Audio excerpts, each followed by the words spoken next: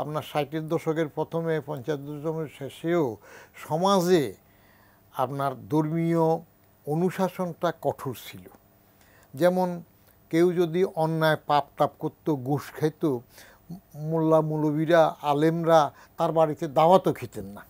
তো এখন রিভার্স হয়ে গেছে না, এখন তার বাড়িতে দাওয়াত খেলে হাদিয়া বেশি মিলে, সেখানে বেশি যায়। আর যে যত বেশি চুরি করে সে দান বেশি করতে পারে, মসজিদ মাদ্রাসায় অনুদানও বেশি দিচ্ছে, অনুদান বেশি দিতে পারে, ও আবার এমপি হইতে পারে টাকা খরচ করে, টাকা থাকলেই তো হইল, তারপর নমিনেশন কিনতে পারে। তাহলে টাকার প্রাধান্যতা সমাজে এখন বেশি স্বীকৃত হয়ে গেল। এটা 3 কারণে হয়ে গেছে, যে যত দুর্নীতিপরায়ণ হোক, কারণ এক হইল রাষ্ট্রীয় আইন তাদেরকে ধরছে না, ফাঁক করে চলে যাচ্ছে। 2 হইল নৈতিকতার যে নৈতিক অনুশাসন, যেটা ধর্মীয় অনুশাসন, সেটার থেকে মানুষ দূরে সরে গেছে। তারপরে আগে যেটা চেক ছিল, চেক অ্যান্ড ব্যালেন্স, সামাজিক স্বীকৃতি অস্বীকৃতির ব্যাপার।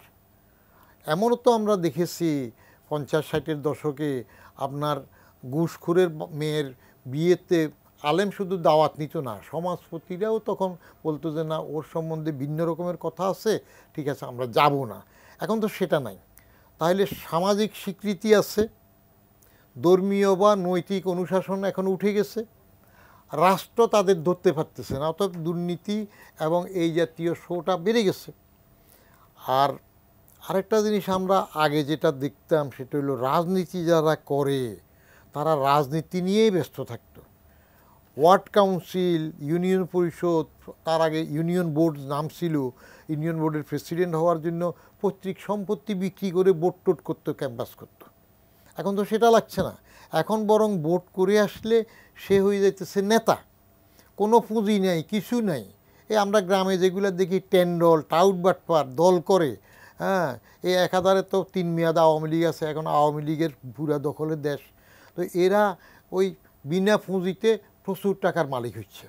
ইভেন গ্রামের ওয়ার্ড কাউন্সিলর গাড়ি কিনে, গাড়ি চালায়, কিন্তু তার পত্রিকায় কত, অন্য আয় কত, সেটা তো আমরা জানি কীভাবে হয়। আমি নিজে সেগুলো দেখছি। আরও যেটা বেশি হয়ে যাচ্ছে, ক্ষমতায়ন, দলীয় ক্ষমতায়নে ইউনিয়ন পরিষদের চেয়ারম্যান পর্যন্ত আওয়ামী লীগ যে একটা ভুল করে সব দখলের জন্য নিয়ে গেল, ওটার খেসারতে যাইয়া তো এখন লেজে গোবরে হয়ে যাচ্ছে।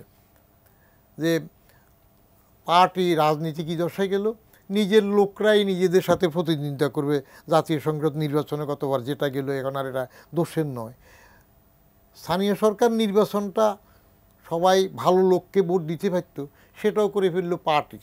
এখন বলে যে না, পার্টির বাইরেও যেতে পারবে, আমরা মার্কা দেব না। তাহলে এইসব করতে গিয়ে দলীয়করণের প্রভাবে পুরা দলের ক্ষমতা এত বেশি হয়ে গেল যে কোনো কোনো জায়গায় যেটা দেখতেছি, দল এবং দলের নেতারা কমিটি বিক্রি করতেছে।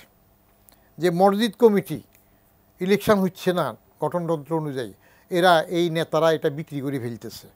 যে হতে চায় সভাপতি, তার কাছ থেকে টাকা নিয়ে তাকে খুশি করে তারা বিক্রি করে ফেললো।